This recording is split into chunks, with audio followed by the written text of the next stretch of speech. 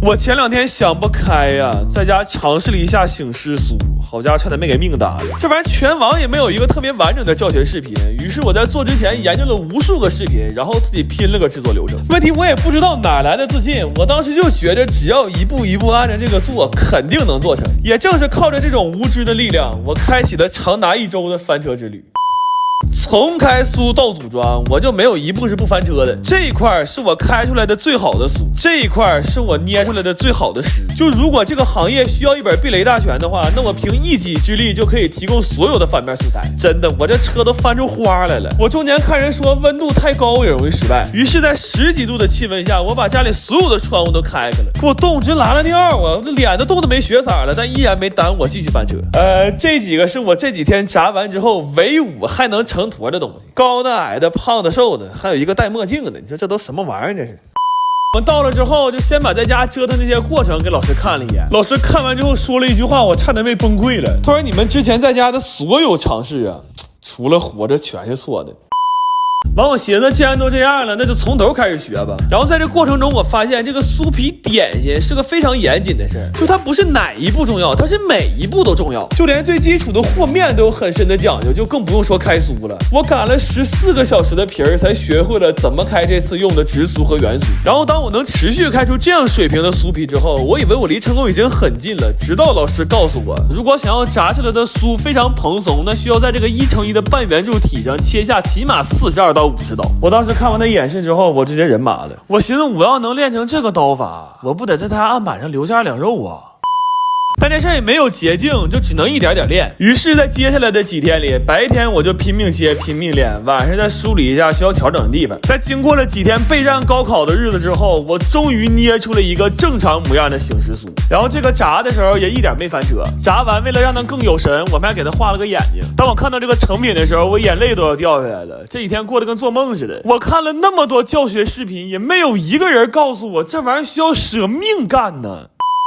后来我飘了，趁热又做了个醒狮酥 Plus， 配色也重新调整了一下。而且这只醒狮酥上，吴老用酥皮在后脑勺还给我提了个名字，顺便还教了我怎么让这个颜色能更有层次感。这现在是一只全世界都独一无二的狗送醒狮酥。后来我还偷着学了一下天鹅酥和鲍鱼酥，但时间有限，就只能回家再勤练了。后来毕业打包的时候，我看这些东西特别感慨。我倒不是想说我在这个过程当中到底有多累，而是我发现当这个东西被拆解了之后，我们好像就剩下了复制上的操作难度，但是却忽略了一个这么复杂的东西从无到有的设计会是一个多么变态的过程。所以真的很佩服这些手艺。然后在回去的路上，我做了个决定，我把最大那个醒狮酥给他俩吃了。我其实睡醒之后也挺后悔，但我想开了，酒只有开封了它才是一瓶酒。对于美食博主来说，它最好的归宿也许是报班，但对于美食艺术品来说，它最好的归宿啊，一定是进度。我最近发现红糖居然是甘蔗做的，我寻思这要在家也能做，那每个月就不怕肚子疼了。正好这几个老嫂子快到日子了，我今天买了200斤甘蔗。第一件事还是先上秤，但他竟然少给了我25斤。这张纸记录了善与恶呀！你就说这种卖家，他怎么让我在这迷人的互联网里继续投入真感情？然后给甘蔗搓个大枣，就准备给他蜕皮了。可能是最近总跟热带水果打交道的事，我们从来没干过这活，但是削皮却异常的熟练。削完这层皮，里边其实还有一层皮是耽误榨汁的，但这层用刀就不好削了，就只能用胖了。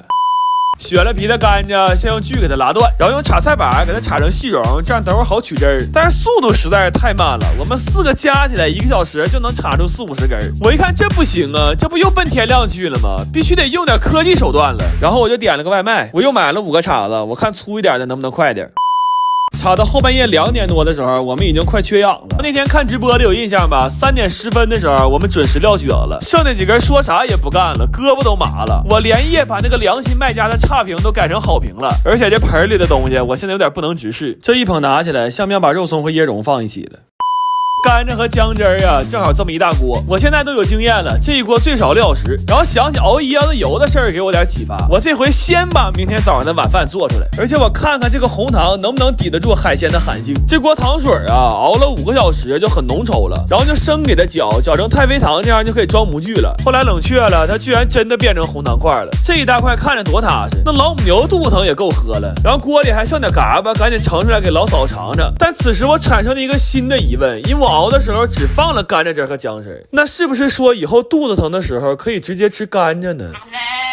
我最近被秋刀鱼种草了切片饼干，他做的实在太好了，给我看燃了。我寻思我也试试，但是作为函数烘焙，头一次没敢挑战太难的，我先看看能不能把我头像做出来。这刚开始调色和和面就给我难住了，这两个我鱼爹甚至都不愿意在视频里提一句的环节，我们干了4、5个小时。后来算每条线长度的时候，我彻底崩溃了，居然还要算椭圆的周长，这种东西我上学的时候就没会过，就更别说现在了。我只能感慨呀，天道有轮回，苍天饶过谁。我怎么也想不到，我都快上班10年了，死去的数学居然开始攻击我，孽缘呐！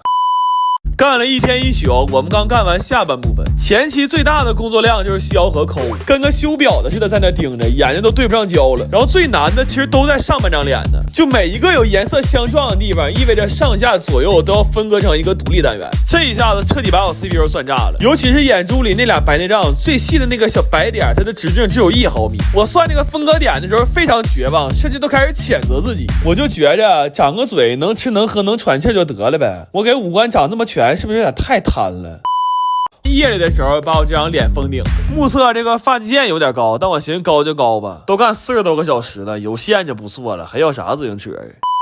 等到切的时候，我们实在太紧张了，感觉心都突突。但切开之后发现果然没什么惊喜，不能说是一模一样，但也可以说是毫不相干。虽然做之前的时候想过会翻车，但毕竟干了2天2夜，真翻了还是挺遗憾的。我现在的状态呀，就跟这饼干小人是一样的，头发也熬白了，小脸也蜡黄了，眼睛里都没有光了，甚至还噙着一点泪花。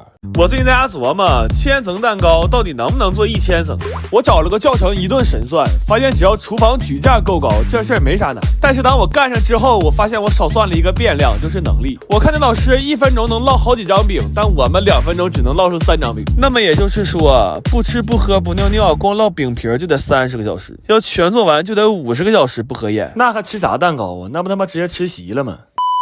后来就决定干到明天早上新突突，看看到底能干出多少层。完干的着急，就决定不夹馅了。我们给榴莲都吃了，好家伙，第3天打嗝还反味呢。然后分了2个转台抹奶油，寻最后再合一起，这样能快点。他俩干的吧还像那么回事儿，但我俩干这个怎么看怎么跟小胖连线啊。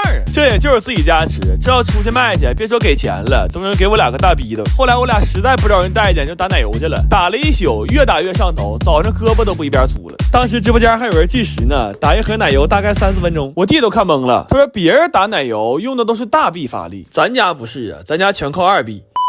完干到2天，我们同学扛不住了，他走了，我们又干了4、5个小时，干到早晨8点多，真干不动了，就感觉已经形成质量守恒了。这个蛋糕每增加1层啊，可能对应着我们的寿命就要减少1年了。